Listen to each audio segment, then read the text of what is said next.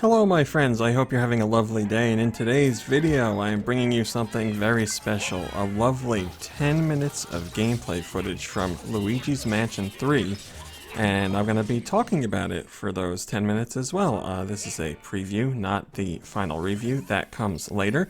If you're wondering, I've put in a bit, as of recording this, I've put in a little bit over 7 hours of time with the game.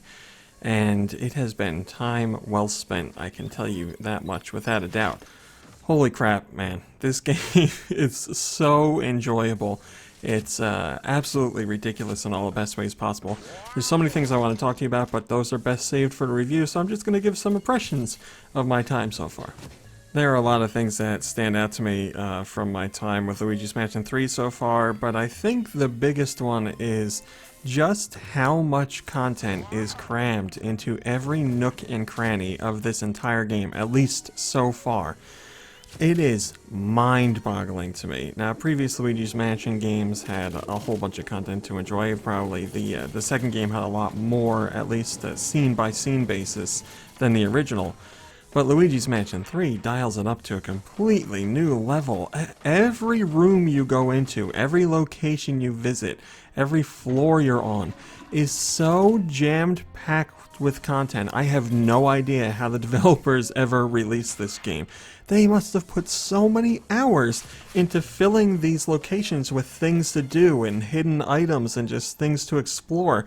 It's unbelievable. I spent 10 minutes in single rooms hunting down every ghost and dollar and coin and gold bar and little hidden animations and secret items that are hidden. It's mind-boggling. I've gone into a room and given it a once-over and been like, man, that's a lot of stuff, and I'm like, oh, I missed this thing, oh, I didn't do that thing, oh, I didn't look over here, just things that you might not even notice on your first walkthrough. And then on top of that, there's rooms where there are things you can't do until you have access to other abilities. And you come back and you use those abilities and you're like, oh my god, there's a whole nother piece of this room that I never got to see because it was blocked off for whatever abilities you didn't have at the time. And it's crazy. This is honestly the attention to detail that is paid to every single room. This isn't just like each floor is jam-packed with stuff. It is because they have a lot of rooms in them, but every single room is like a mini experience in and of itself, and it has a overall theme to it as well, but there's just an unbelievable amount of things to check out in each room. Another thing I noticed with Luigi's Mansion 3 right from the start, and it's been a part of the game all the way through, is the amount of charm here. And some of that charm comes from Luigi himself, because I just love seeing Luigi in a lead role. It's something we've seen before, but we certainly don't get to see it too often. Luigi in the lead gives you a different feeling than when you're playing as Mario in the lead. Luigi's always a little bit of a scaredy cat. He's a little bit reluctant to take on missions, but he sees them through and he helps his friends out and tries his best to save the day. And that's what's going on here. But it's fun to see him, struggle with himself as he's going through the experience. Obviously Luigi is scared as he makes his way through this mansion or hotel, but the game itself is not scary by any means. It's like watching a Disney Channel movie that's played during Halloween season. That's not scary. It's just, a vibe, and it's played up for comedic elements, and that's what's going on in Luigi's Mansion 3, but it still makes it endearing and charming. It's just fun to see Luigi tackle those situations. Now, that charm is tied in with the environments as well, because, as I said, they're full of things to do, but they're just really well realized as well, and they each have their own unique personality. You start things off in basically like a regular hotel, and I'm going to include the first floor has like a basement section. I'll include that all in one. So you have a parking garage, and that's connected to a laundry room, and then you make your way up to like the main entrance for the hotel, and there's some side rooms there, and then you go up a set of steps, and there's a whole dance hall, I guess you'll call it, or like a party hall, I guess. And then there's storage rooms connected to that, and there's a banquet hall and a kitchen and bathrooms and just all kinds of stuff. And it's a really well realized environment, and it's a lot of fun to explore. And then you go, you know, to a different floor and you're in a completely different setting. Now, does it make sense, like, as far as hotels or mansions go? No, it doesn't, but it doesn't have to, because it's just supposed to be something fun. So another floor altogether is like, it's basically like a mini mall inside the hotel. So you go to like different shops here that all provide different experiences, and it's part of a big puzzle that I'm not going to get into because I don't want to ruin it. But you check out these different shops, and then there's also like a security aspect to it as well. There's like a security guard that's trying to stop you, and that's a whole different part of that stage as well. So it feels like each hotel room or each hotel floor feels like an act in and of itself. But again, you will return to these areas to get different things, but it's not like, it never feels like a chore going back. You're like, oh, I gotta go back to this floor to get this thing now. It's just fun because you're like, oh, now I can finally see like where that little cubby hole goes, or now I can finally reach that secret with the thing I got. And it's a joy to go back to each floor because they're so well done. Now, if you want to get into truly new content in Luigi's Mansion 3, obviously the entire hotel is new, all new place to explore.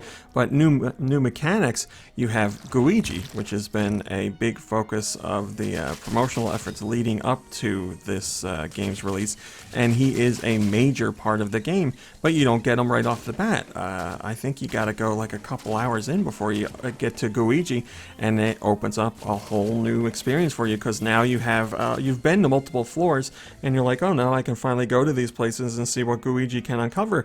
But Gooigi being added to the game, or unlocked in the game, gives you a whole new way to play, because now you're introducing all different kinds of puzzles that can be solved in some really unique ways. Gooigi has pretty much the same abilities as Luigi, so it's like doubling Luigi. You're not going to control them at the same time. You could do that in co-op if you wanted. But if you're playing solo, you just double-click the joystick, or click or double-click.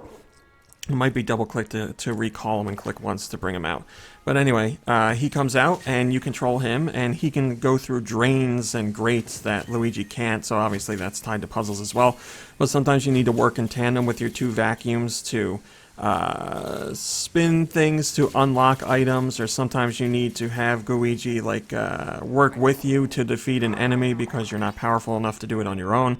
And sometimes you need to explore the environments together in order to access areas that you couldn't normally. And the further I get into the game with Gooigi, the more interesting his uses are, and it makes for some really intelligent puzzle design and some stuff that you're like, oh, I know I need Gooigi to do this, but what do I need to do?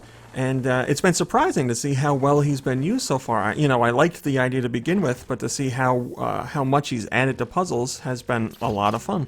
Playing into the new mechanics is the suction shot, which allows Luigi to shoot basically a plunger with a rope attached to it to all different kinds of items, and then you can interact with things in new ways. So you can shoot this suction shot to a potted plant and then suck up the cord attached to the suction cup and then smash the potted plant to see what's inside. You can use this to connect to a whole bunch of different items, boxes and tables and stuff, to swing them out of the way and not only get what's inside but gain access to new areas as well.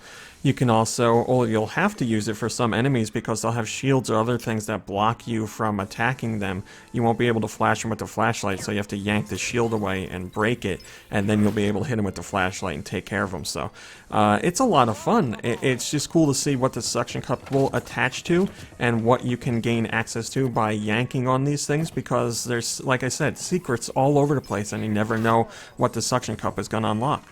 So that's a preview of my time at Luigi's Mansion 3 so far. It's always tough for me to do previews because you can give impressions, but you can't review, so there's so much more I want to say and do, but I have to wait until a later date for that. So hopefully you got a good impression of what the game offers and how I feel about it so far, and also you're enjoying the footage, which, for better or worse, is all me playing, so hopefully it wasn't too bad.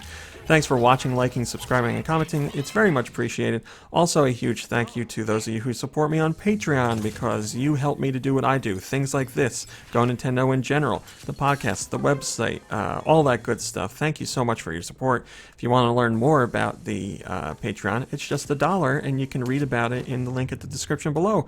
But as for today, that's it. I will be back with a full review of Luigi's Mansion 3 when I'm allowed to do so, but until then, have a great day and have a great evening. And I'll see you in a few short hours.